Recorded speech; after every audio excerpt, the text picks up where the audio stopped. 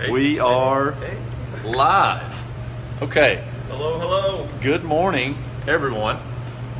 We are going to try to talk a little louder. There's some kitchen equipment around us. For those of you who have not seen any advertisements this week, any plugs, we are at Knife and Fork, and this is Nate.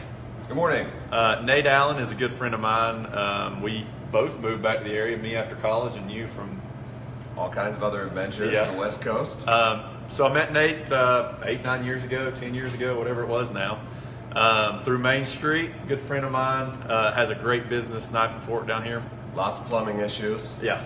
And I promised Nate about a year ago that I would get him a water filter for what's behind us, this sink where he fills up his water pitchers for his customers. Yeah, everybody in the restaurant gets served off this little Brita filter. I think just staring at that every time he came in was kind of frustrating. He had a better idea. So I talked to him last week and I said, early this week, can we do the live morning show in-house? And he welcomed that idea.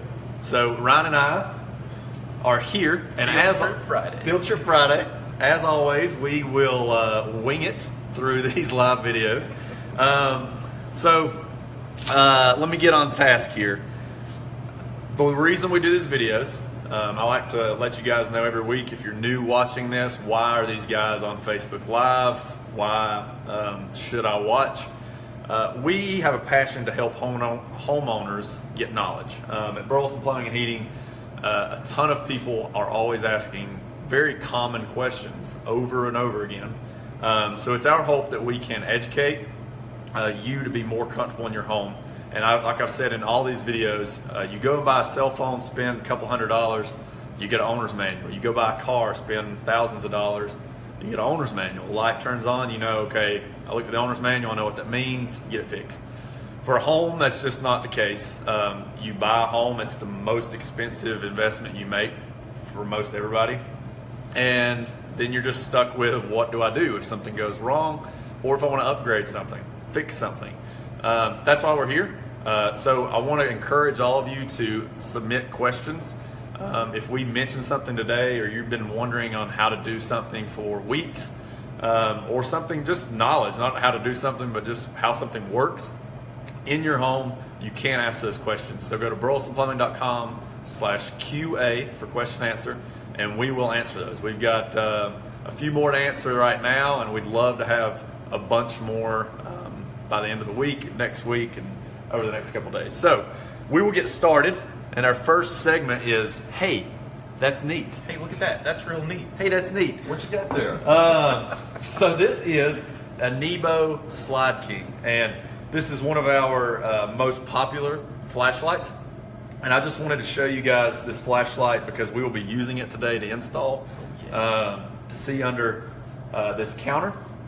If you've got a tight spot, it's got a magnet right here on the end so you can stick it to anything. Slides open.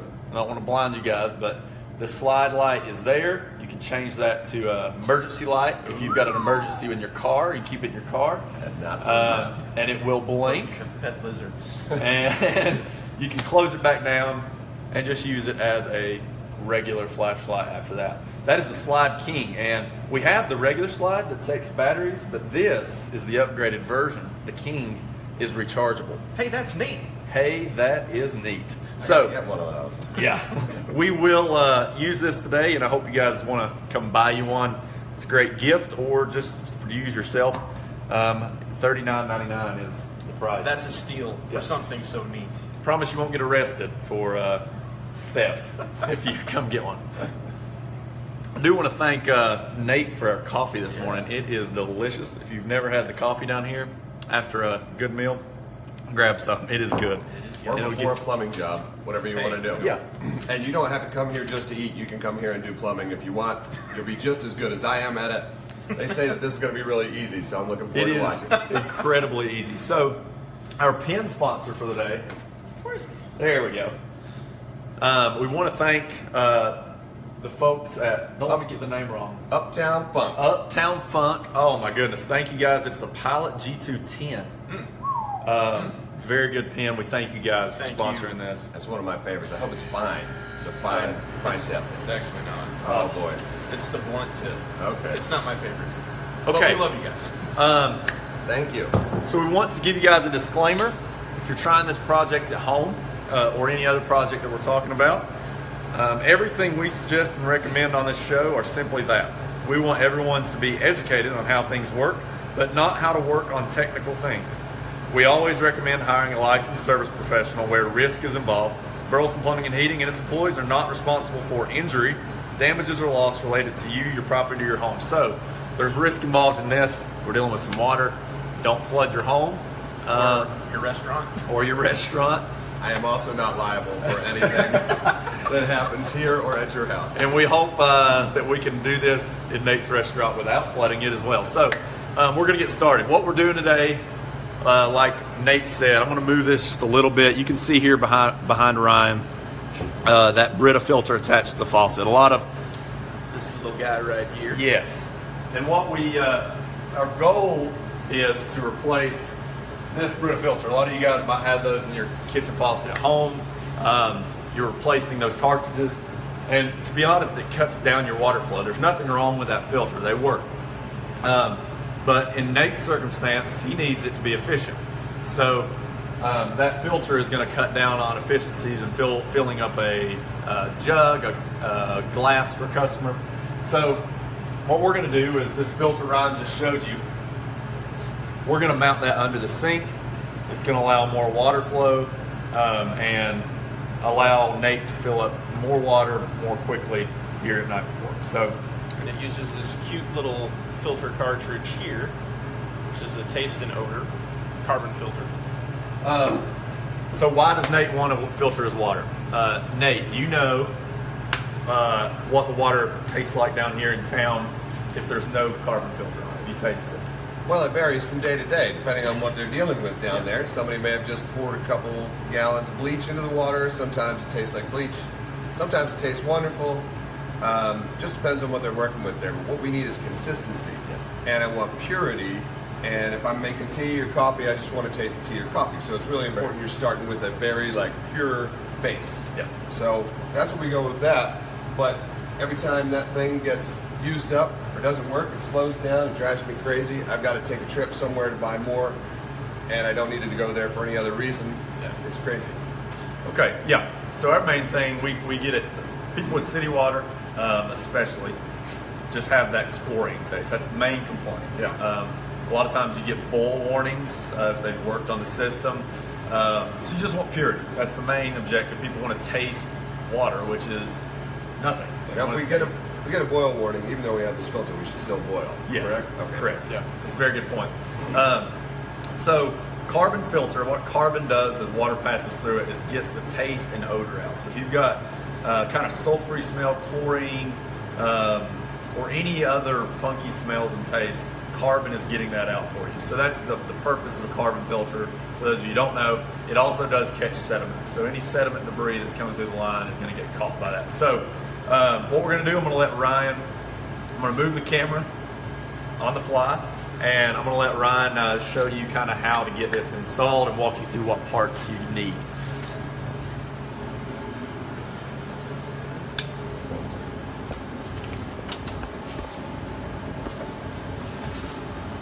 And as I said, this is all new for us, so just forgive us if it looks shaky moving, and being able to see us and what we're working on.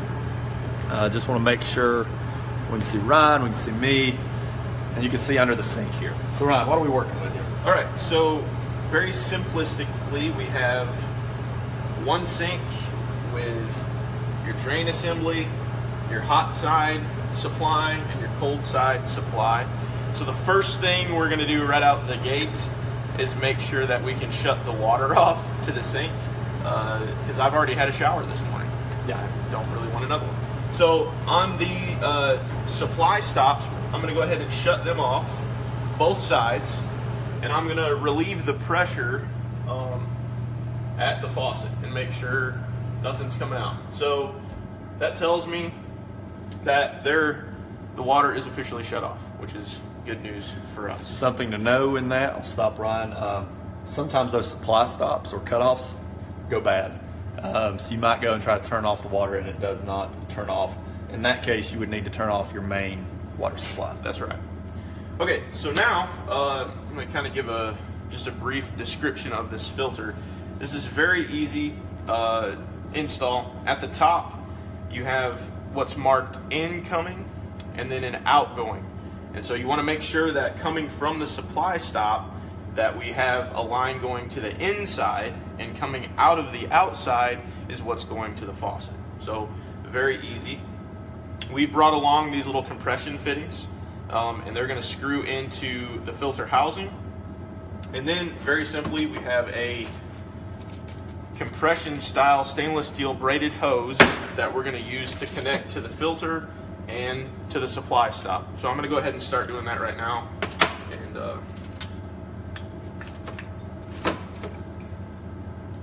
And one thing on these compression fittings, we get asked a lot on do you need Teflon or not? Do you need pipe dope? That pipe dope and Teflon, the same purpose. It seals a thread, and that thread is a common pipe thread. I think you'll hear IPS, you'll hear MIP for male, FIP for female. That just means the type of thread. If that's the thread you have to use Teflon or it will not seal. The other thread we're using today is a compression thread. That's the other side of this fitting that I'm working on right now. A compression thread is handy because you do not have to have Teflon. The way it threads in itself seals the joint off so that you will not have water coming out. The supply hoses that we have are sealed with a rubber gasket, so as soon as they're on that compression fitting, they seal off. All right, this one threaded all the way in, Ryan, so we may I may take it out and just put a little extra Teflon on it. Cool. So if you can, Let me grab some Teflon. Grab some of that. It's just something to know if you have a thread that just seems like it's not sealed, it threaded in a little too easy. You can put some more Teflon on it, and that Teflon will seal it hopefully after you make it a little thicker.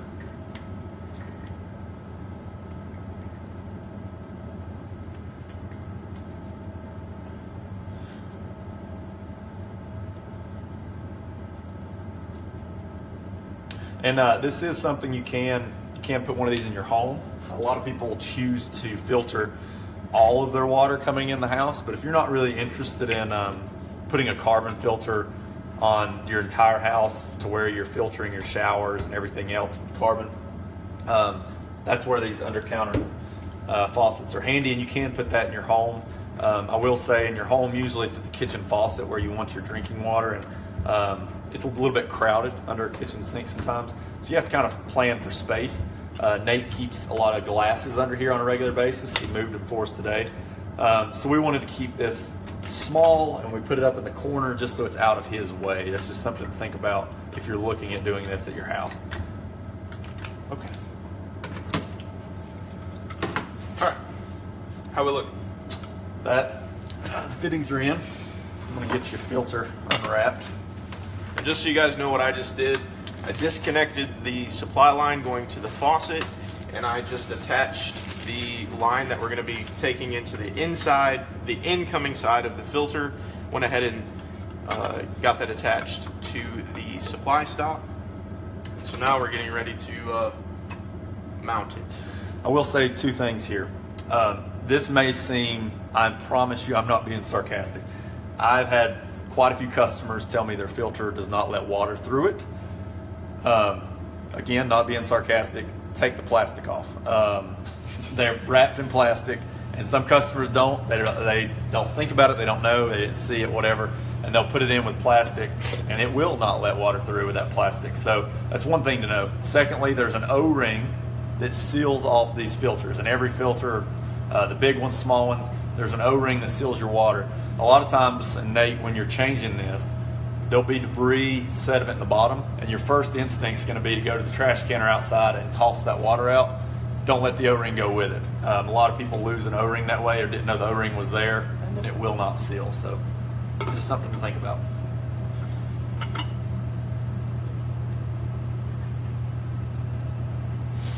a good thing to mention, and Nate, this will be good for you as well. When you go to change the filter inside of the filter cartridge inside the housing, you of course are going to shut off the water because you don't want to get wet when you and you know there is definitely going to be water inside the canister, so you know you might want to have a towel just to kind of deal with that. But this little red button here at the top allows the filter housing to relieve pressure, which is very instrumental in being able to get this to twist off. A lot of times people try to twist it off without releasing the pressure, and yeah, it ends up working out really bad. So make sure that once you shut off the water, you hit this little red button and you'll hear kind of a psst, and it's going to relieve pressure, which will allow this to come off much easier. And also in situations where you're doing a bigger filter for your whole home, always try to put a cutoff before the filter. If you have any issues with that filter, fixing it, replacing it, leak or whatever, it's very handy to have that cut off right before it.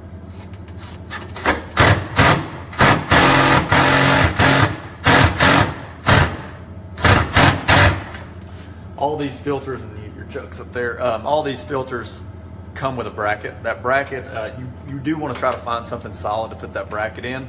A lot of piping these days is flexible, so it's not going to be sturdy enough for when you take a wrench and try to torque that filter and unscrew it. That's what that bracket's there for.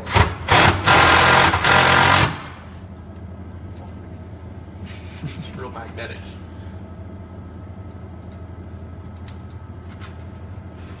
This filter comes with all the screws you need to attach the bracket to the filter housing, as well as attach the bracket to wood, stud, cabinet, whatever you're.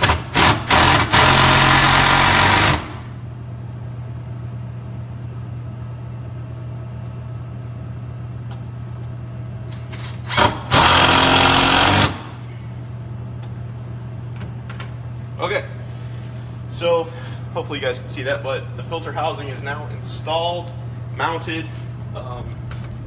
Next, what we're going to do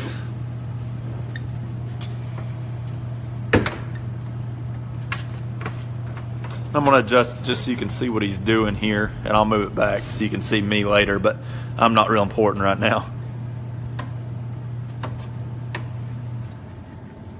And Corey just gave us a good mental note on the camera. Since it's reversed, know that what we're talking about with hot and cold is going to be a reverse for everybody. So make a note of that we are actually working on the cold side. Nate's going to want his cold water filtered. So everything is reversed. You're looking at this in that way.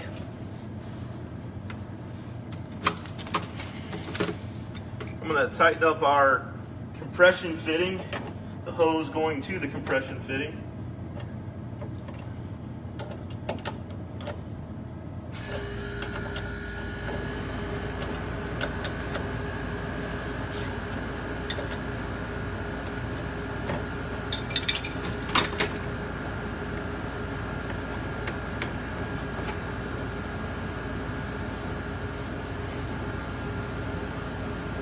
Now I'm going to take the line that goes and feeds the cold side of the faucet and attach it to the outgoing side of the filter.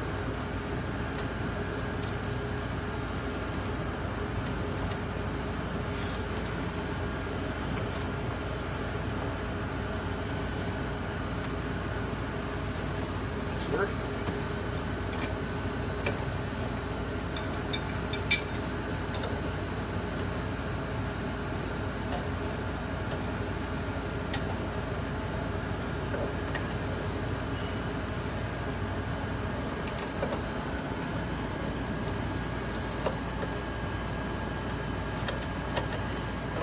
Buried down in there.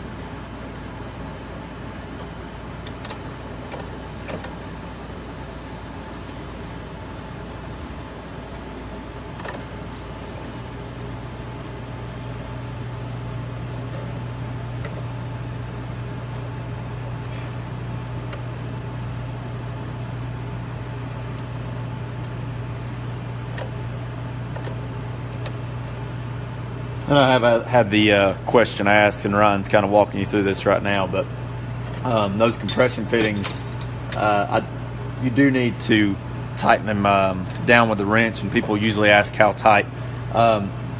That's one common thing to pop off if you haven't screwed them down tight enough.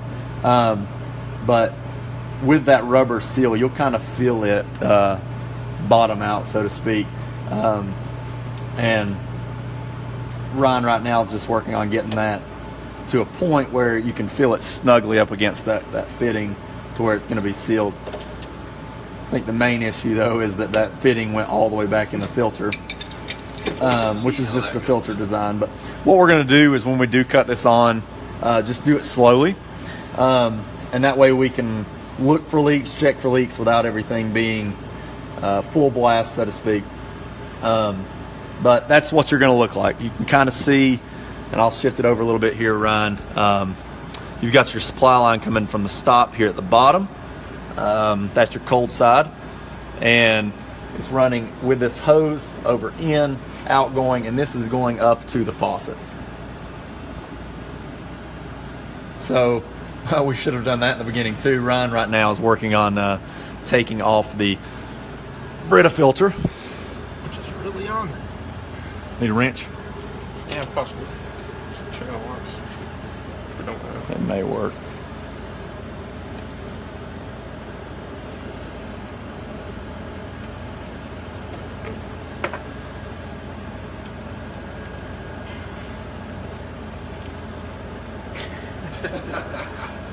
Nate, you don't have any channel locks, do you? Maybe. One thing we didn't plan for, which is fine, is taking off the Brita filter off of the faucet. So Nate's going to get us a set of channel locks, which is just a tool that's a wrench that'll go a little wider, and that will allow us to get that part off at the top, which is connected to Which is really the faucet here. And it's been on there a while. It's just kind of stuck. As soon as this is off, though, I will say that another thing we got to get for Nate is an aerator to go on the end of this faucet. It may or may not need it with this type of faucet. The aerator just allows the water to stream nicely instead of going everywhere.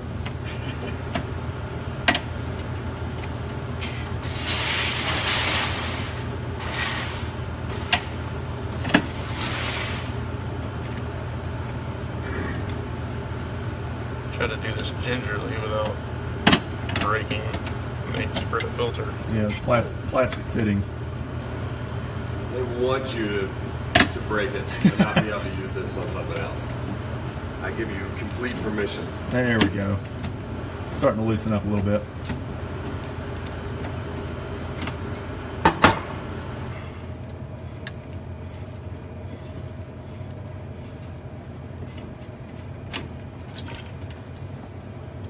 Freedom. All right, so what we're going to do is we're going to cut the water back on slowly. Down here at the base, hopefully you guys can see, since I cannot.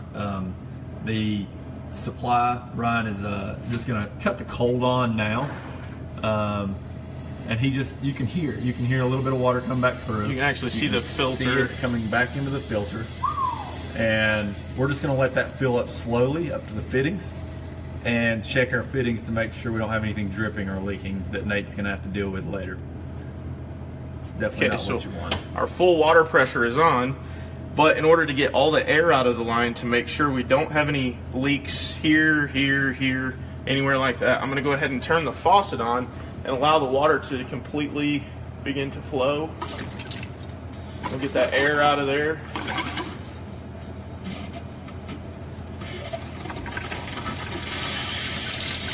Beautiful.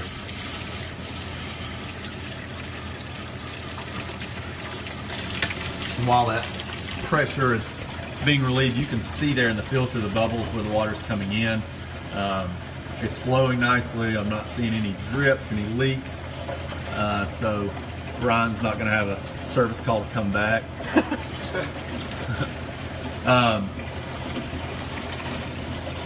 He's just going to keep letting it flow a little bit, and I will set us back up over here. So, try not to get you all bent over, Ryan. I'll just get the top of your head over there. So I'll talk to you a little bit while Ryan is finishing up down there, just making sure everything works. And I didn't turn the Brita filter on before we started to kind of let you know what the flow looks like. But I'm guessing to fill a pitcher, Nate, you were talking about probably half the time now with the water flow. More. I mean, I can tell you, but it was a trickle even when the filter was new. Yeah. And so what would happen is, in order to multitask, staff would put a pitcher underneath there, turn it on, walk away, do other things, and then you end up with waste, because if they can't get back and it's overflowing, we're just paying the city for more water we're not actually using. And so now just has savings in about a million ways: savings of time, savings of water. I'm really looking forward to it because I am a very impatient person.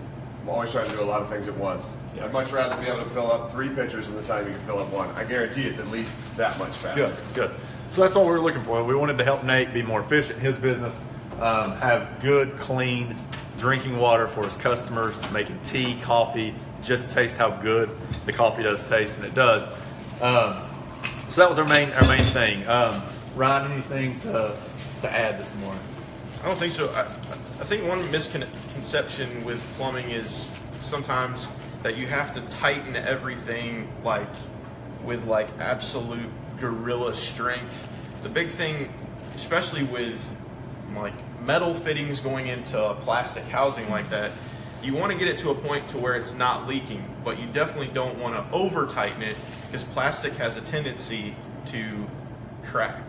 Yeah. And so, one rule of thumb is you don't want it to leak, but you don't want to over tighten. So you want to make sure you can always tighten stuff up, but if you crack a fitting, then you kind of have to start over. My recommendation for that would be, if it's a pipe joint where you are using Teflon, don't be shy on putting a lot of Teflon tape or pipe dope on there. That's there to seal it. Just put a good amount on there, enough to where you can still, or not too much so you can still thread it on. And then as you tighten it, just if you feel like you're really having to crank down, just stop. And you can always turn your water on like we did slowly and see if it is leaking. If it's not, you're good. If there is a drip, then you can always stop and redo, tighten up a little bit more. Yeah. You say a good amount, but how many times you go around with that tape? So here's the thing: the basic white Teflon tape is what we use today. The dollar roll is what we call it. That you have to go around. I would say, I think on that joint I went around 8-9 times. Okay, so that's pretty a good amount of rule. pretty thin. Yeah. We have a contractor grade Teflon that a lot of our guys and a lot of contractors like to use. A lot of homeowners start to buy, called Blue Monster. It's probably triple the thickness, so you just go around, 3 times, and it's going to seal. It's just quicker efficiency is what we're talking about with it. Nate, any questions for us? Anything you're thinking of? I had a couple quick ones. I saw the filter that you had there, and I've had ones for the whole house system before, and I know there's several different grades. Yeah. There's the kind with the little hexagonal things on it, and then there's some that are just white. And how important is it that you use a specific kind, or can you use any of them, and then it just changes the frequency with which you? Okay, that's a really good question. We call it a polyspun filter. That looks like the yarn filter. Yeah. That's what they usually describe it as. That is a regular sediment filter. We carry in the big filters 4 different grades of that, and that's just filtering out fine sediment to big. And most people are like, well, why don't I just want to get the finest sediment? And the answer to that is it's going to choke down your water pressure. So if you have really fine sediment and you have to get that out of there, you can use it, but you're going to lose some water pressure. That's a 1 micron. A 5 micron and a 10 are that sweet spot in the middle that most people choose to go with. And then a 20 down there. That's a 5.5. Okay. And a 20 is on the other end of the spectrum. They have really big particles. They want more pressure, and they'll use the 20. The other option is a pleated. That's got the design, the hexagonal design that you said. That is basically doing the same thing that these are, but it's really a customer preference. They're a little more sturdy. A lot of customers have a perception that's going to last longer, and for the most part, they are right. That's a pleated filter. It will last a little longer doing the same thing. And the last option is what we use today, is a 5 micron carbon filter. So it's the 5 micron, that sweet spot of catching sediment, not stopping up too quickly, but it also has the carbon in it to get rid of the taste and the odor. Right. So that's your options across the board. The poly spun ones in the big filter are the least expensive. You're talking around $3, a little bit less than $3. And carbon and pleated both are in the $6 to $8 range. Okay, that's great. And then about frequency, I'm sure this is different depending on what you're dealing with, but ballpark, every 3 months, every 6 months? I always tell people, put it in a place that you aren't going to forget about it. Don't put it in a crawl space in the back corner of your house. Somewhere where you can periodically check on it. If you just installed one like we did today, I would just recommend going and looking. You want to look in to see if there's a lot of sediment buildup. A lot of city water situations on a carbon filter, they're going to last quite a while. And by quite a while, it could be 4 to 6 months before you have to look at replacing that. Great. It's certainly much more than the Brita. And honestly, cost-wise, after install, whatever that costs you between the parts, or if you need help with it, obviously those costs are involved. But afterwards, the savings versus those Brita filters and how long they last, it's a no-brainer. Right. That's really nice. And with those, just talking about price, just to give you an idea of a range. If you're installing this yourself, if it's something you think you're comfortable with, fittings could vary. But as far as the filter and the cartridge, the bracket, you're talking like a $30 to $40 investment. Very medium. With fittings, probably in the $50 range. So you could do that. For us, you've got that plus a service call. So it's going to run in the $125, $150 range to put in a filter for you. And if you want to look like a professional when you're doing it, and you need to have this Burleson shirt, and you need the double front Carhartts or stuff like that, then you're talking about a lot more expense. And all this stuff comes with it. You might need a tramp stamp tattoo. Or bring your own channel lock wrench, so you don't have to ask your customer. That's also true. And I suggest belts too. You know, so you can just eliminate the stereotype. Crack thing. And I think that was pretty much. Oh, the only other question I have, and I know it looks like the way you're tightening and the lesson that you talked about, the tension that we put on things, that it shouldn't be necessary after you relieve the pressure when removing it. But I've seen some of these things come with like a little plastic ring wrench. Do they come with that? The small one does not. But it shouldn't be necessary if you're tightening the wrench. You can use a strap wrench, which kind of gives a little bit, so you're not as much torque. Or a big set of channel locks will work on these. But really, those wrenches are designed so that you don't have to use a lot of force. And the main product that you can use to not have to tighten too much is filter grease. Valve grease, filter grease. It's just a grease you put on the threads each time you go and change the filter. That way the next time it just comes off really easy. Okay. So I would try it. You might, you're a strong guy. You can, with your hands, just see if, and when you're tightening it back, I pretty much hand tighten it. Yeah, I saw that. So that O-ring is there, for that purpose, to create that seal. So again, it's like one of those things where our tendency is like, I gotta, but really, just me hand tightening it did the deal. So you should be able to bring it back. That's it. That's all I have for questions. It seemed like pretty simple in and out. And that's all we have, and we're right on the time we usually are at. So if you guys have questions, just feel free to comment, and we'll try to answer any questions related to this topic. But if you have new questions, if you have questions that kind of vary from this topic, again, go to burlesonplumbing.com/QA. We'll answer those questions, and you'll be entered to win a free Wi-Fi thermostat. That's what we're giving away next month in February. Fancy. So all you literally have to do is submit a question at burlesonplumbing.com/QA, and you're entered to win that Wi-Fi thermostat. So you can change temperature in your house or restaurant from your home on your cell phone. So